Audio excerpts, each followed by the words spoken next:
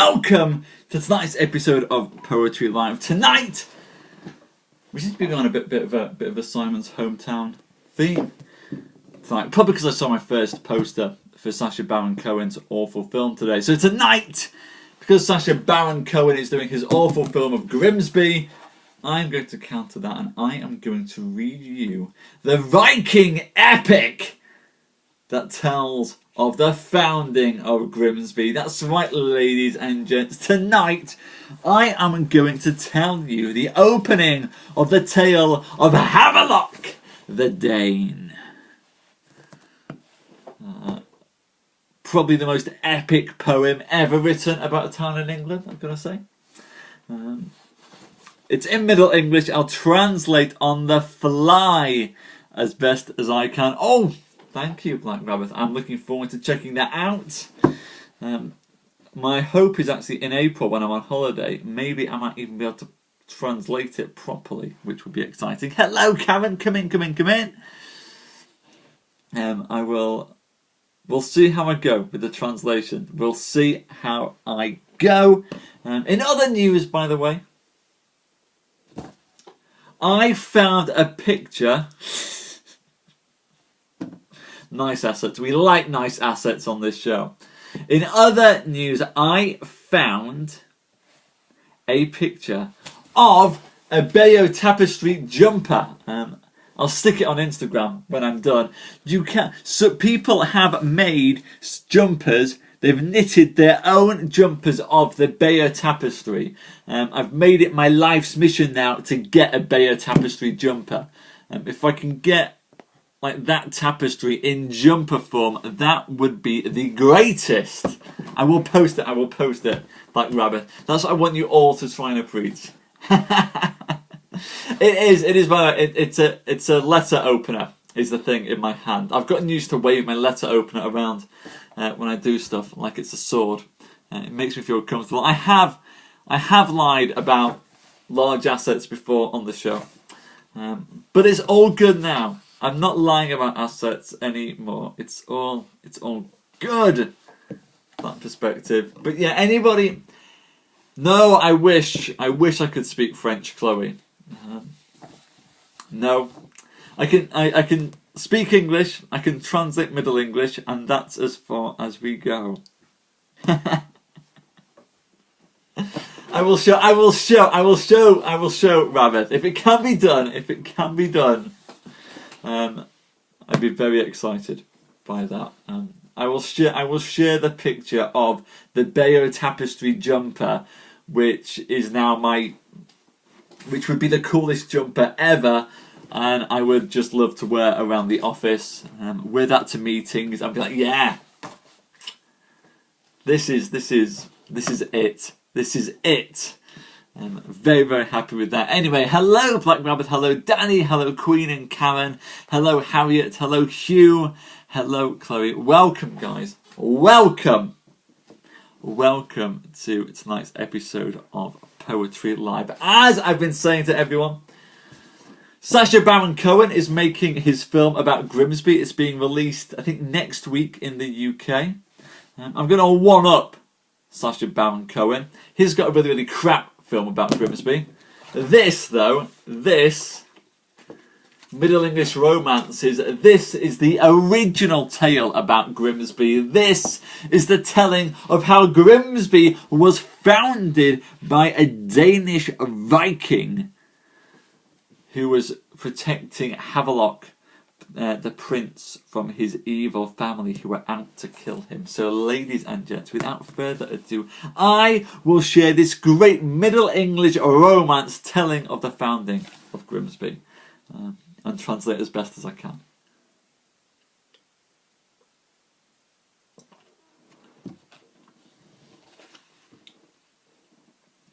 This will be difficult. Listen to me, good men, wives, maidens, and all men, of a tale that I will tell you, of who it is here and who is there to live. This tale is of Havelok, who was born, and when he was born and small and fully naked, Havelok was a full good fellow. He was full good in every troop. He was the weightiest man that ever was, and that was ever seen to ride upon a steed, that you might now hear, and the tale that you might listen to at the beginning of this tale. But first, fill me a cup of good ale, and while I drink, here I will create a spell that Christ will shield us all from hell. Christ late as ever for to do, that we might come to him, and with that it might be so, benedictimus Domino, here I shall begin my rhyme.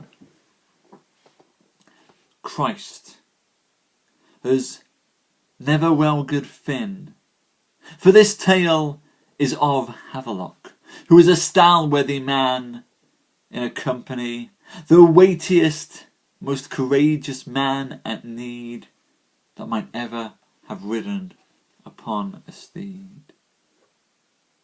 It was a king over in the land of the Danes that in his time made good lords, and he made them, and well they were holden, and he loved the young and he loved the old, earl and baron, dreng and thane, knight, bondman and swain, widows, maidens, priests and clerks, and all for his good works. He loved God with all his might, and holy church and south and right.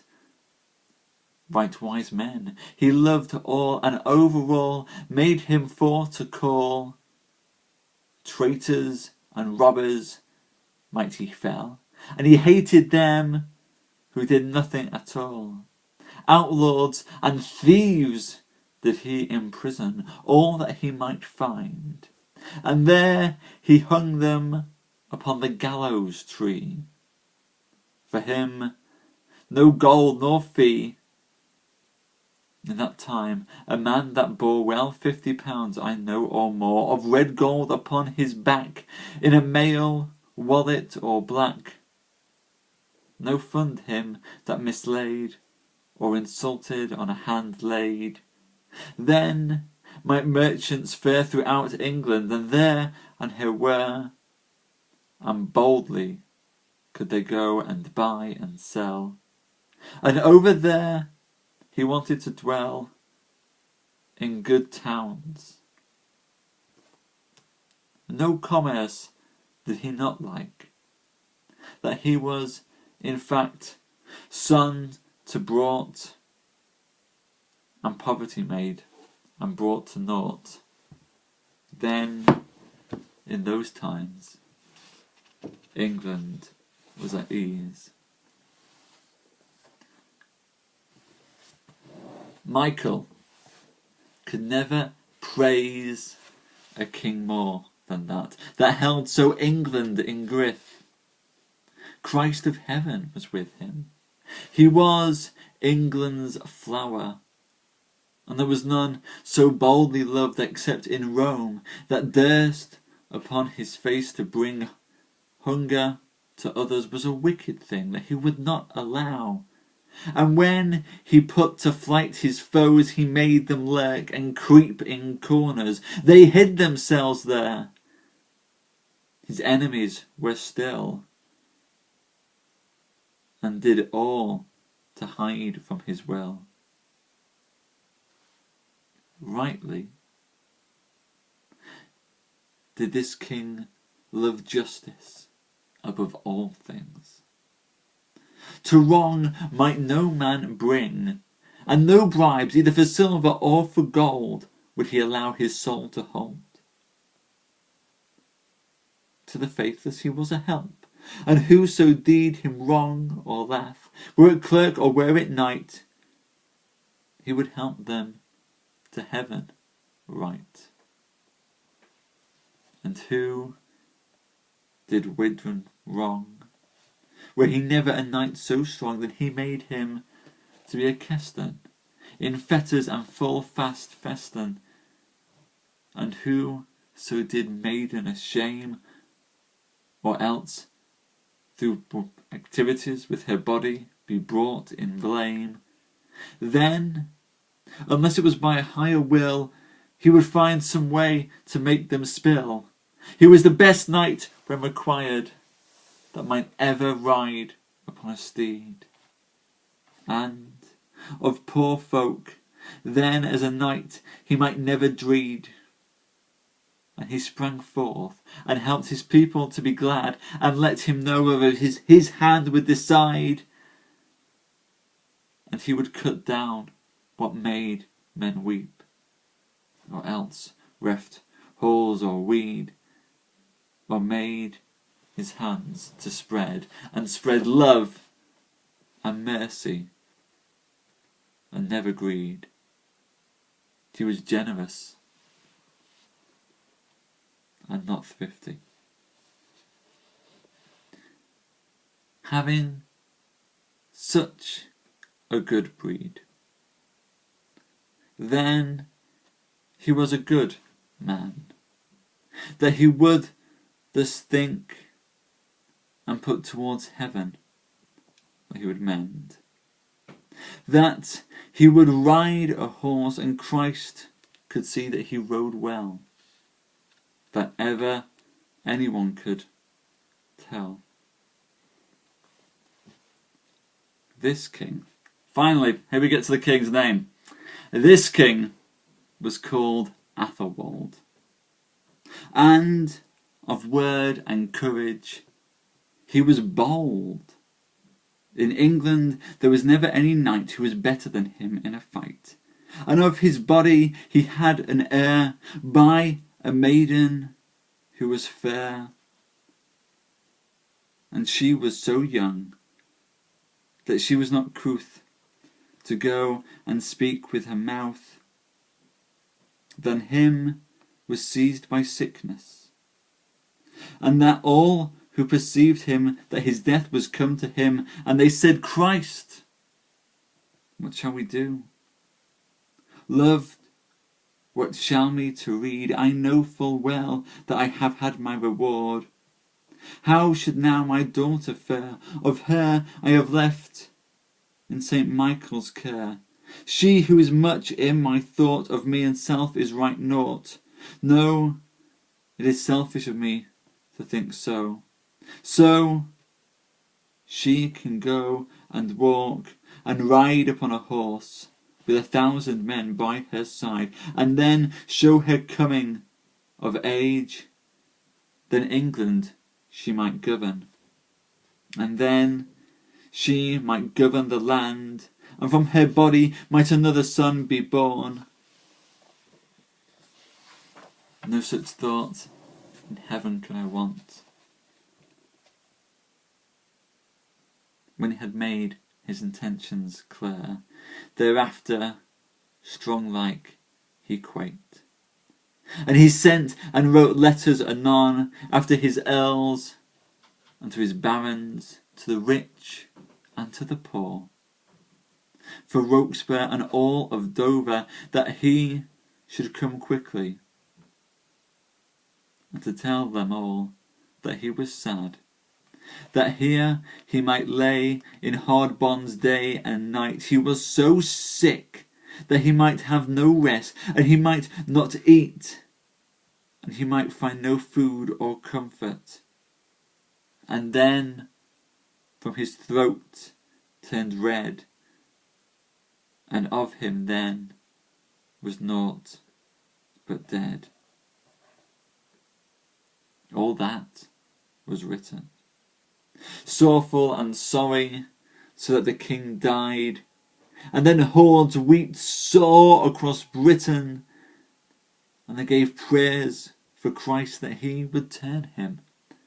And out of all of this that was so grim, then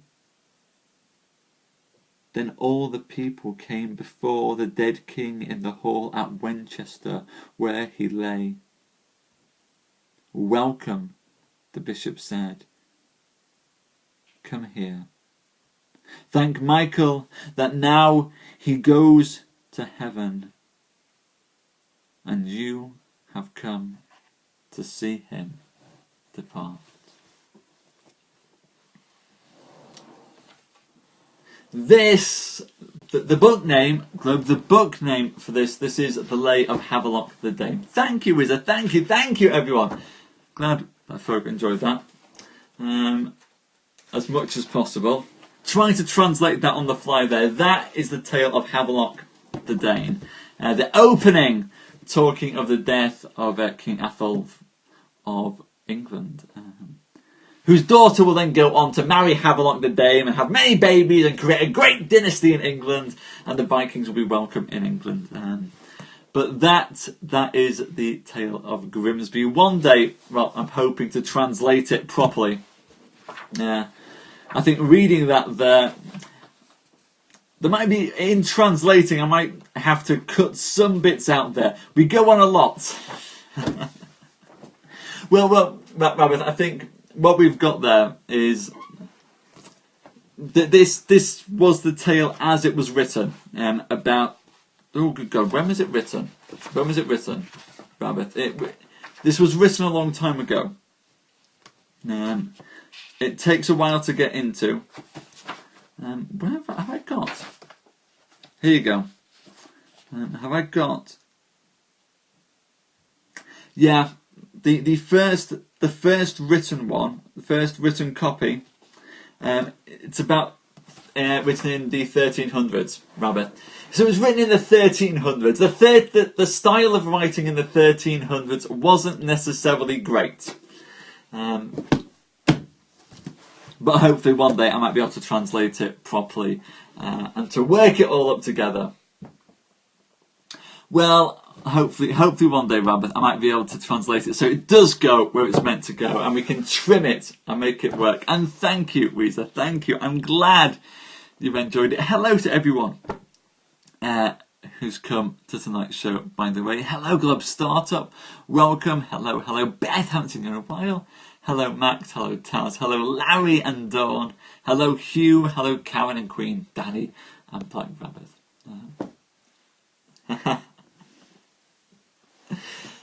Well, this is it. This is it, Black Rabbit. As long as most of them are brilliant, that's the important thing. We try different things. We try different types of poems and see just where we end up in all of this. They can't all be perfect. I just wanted to share with you guys the tale of Grimsby. One day, as I say, one day, I will translate it for you all. So that you might have it properly, which would make me happy if I could translate that for you. But yes, hardcore Middle English is perhaps not suited unless it's in translation. Yes, I did. I think we'll see, Danny. If it's the 2nd of March, it might be in difficulty because that's the day I'm down in London. But we'll see. I'll see what I can get out. Have a safe flight, Danny. Hopefully I'll see you when you're over here. If not, well, we'll see. We'll see what we can do, Danny. Safe trip. Thank you for everyone who came tonight. Thank you so much. Thank you, Rabbit. Thank you, Danny and Queen. Thank you, Karen. And thank you, Jimmy. Thank you, Dawn and Globe. Thank you, Taz and Beth. Thank you, all of you. Thank you, you wonderful folk. We'll return tomorrow with some more excellent tales and poetry. See you then. Good night, everyone. Thank you. Bye.